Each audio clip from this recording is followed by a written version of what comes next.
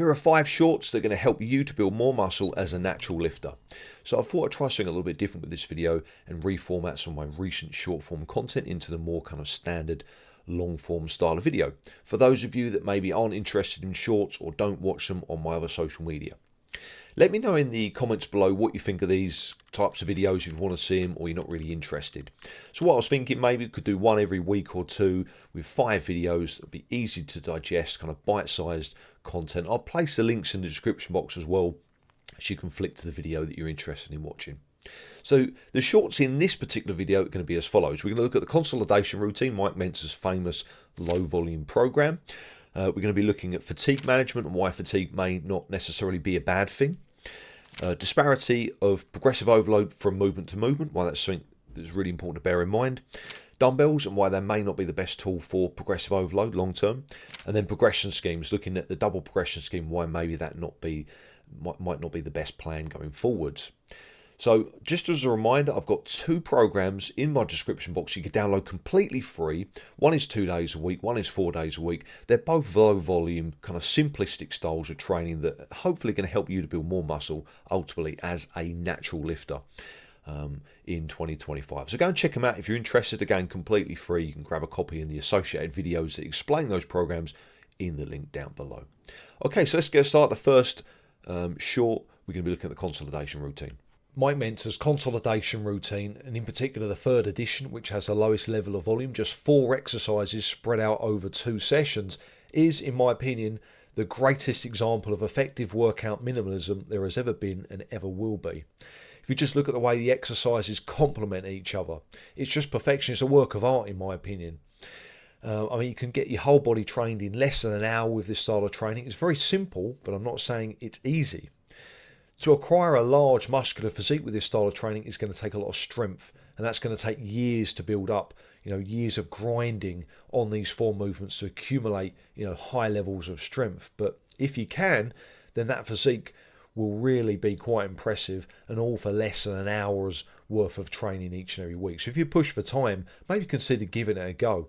Too much fluff can spoil the gains, and what I mean by that is that high volume training can make your life a little bit more difficult as a natural lifter. Now, that's not because it's of no use to you or no good. I mean, the current trends at the moment with social media, people avoiding high volume or fatigue like the plague. It's something that you can use, a tool at your disposal. It just makes the process a little bit more complicated because you've got a lot more fatigue to kind of manage and battle. It muddies the waters, if you will. With low volume training, it's a lot more simplified. You can focus more on the progressive overload more easily. But people have built fantastic physiques with high volume training, building up huge amounts of fatigue each week. Look at the fantastic natural bodybuilder example, Robert Feasey, who I did a long video on not too long ago. Very high reps, lots of sets and partial range of motion, insane amounts of fatigue and lactate build up during sets, but clearly worked for him. So we shouldn't avoid fatigue. We should look at it as a tool that can make things a little bit more complex, but we can use to our advantage within certain periods of our training regimen. Often, unfortunately, newbie lifters tend to get caught up in the whole progressive overload thing and attack it a little bit too overzealously without taking any time to consider the disparity between the rate of progression from movement to movement. It sounds so obvious and simple when you break it down like this, but it's complaints that I hear very consistently. So when you've got a big compound versus a small isolation, your rate of progress is going to be very different. 5 kilos added to your 100k leg press is 5% compared to 5 kilos on your easy bar preacher curl. It's going to be 25%. So clearly you're not going to see the same level of progress. When I hear guys in the gym saying, I haven't been able to increase my dumbbell lateral raise, you're not going to. It's going to take time. You might have to stay at that weight for a number of weeks to even think about increasing weight. Try to increase in the smallest increment possible, and if that means using mini plates, then so be it.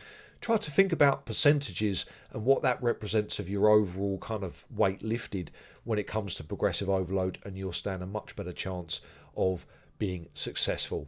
Now, if you're like me and you love your dumbbell movements, pressing, rowing, curls, stuff like that, you're probably not going to like this video because in reality, they're not the best tool to use for progressive overload because of the gap between the increments. Generally in the UK, it's going to be 2 to 2.5 kilos, and that usually represents quite a large chunk of your overall weight you're lifting, because when you use dumbbells, you're not going to be, in most cases, using astronomical amounts of weight. Certainly not as high up as your big compounds with the barbells or machine-based movements. So let's say you're doing the seated shoulder press using 30 kilos, you've got that up to 6, especially now that it's all the rage and the trend at the moment to do very low reps to avoid that horrible nasty fatigue. But let's say you're doing 6 reps, well, the next increment up, 32 or 32.5, you're going to struggle.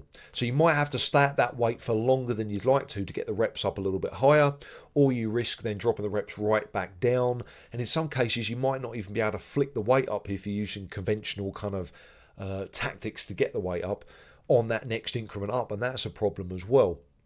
So you might want to consider moving more towards kind of machine-based or barbell work, just, if anything, for the ease of progressive overload. During the gym each and every week, you're busting your balls, you're doing what you think is right to achieve progress, and that's progressively overloading your movements, but something's not clicking.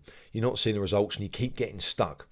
So what are you doing wrong? Well, first and foremost, the most popular form of progressive overload is the double progression scheme. That's where you allocate a rep range for a movement, i.e. 4 to 6, start at that weight, and then try and grind the reps up over time. Once you hit 6 reps, for example, you then take that weight up a small increment and then restart at 4 or 5 reps. And it works very well. However, you can get stuck at a rep because you haven't got quite enough strength to express that additional rep that each week on paper. If you think about it logically, the strength that you need to increase that lift bar to go from 4 to 5 reps is substantial. It's certainly a lot more than going from 9 to 10 reps. And that can be a little bit demotivational for people if you aren't kind of clued up to this. So a better way of doing it may be using mini plates. So you pick a rep target, i.e. 5, and then you just accumulate weight each and every week. You add small increments and stay at 5 reps. Now, by the end of, say, 3 months, you might have achieved the same level of progress as the double progression scheme, maybe even more. But there'll be less chance of plateaus, and there'll be a lot less demotivation along the way, and less chance of you getting disheartened with your training.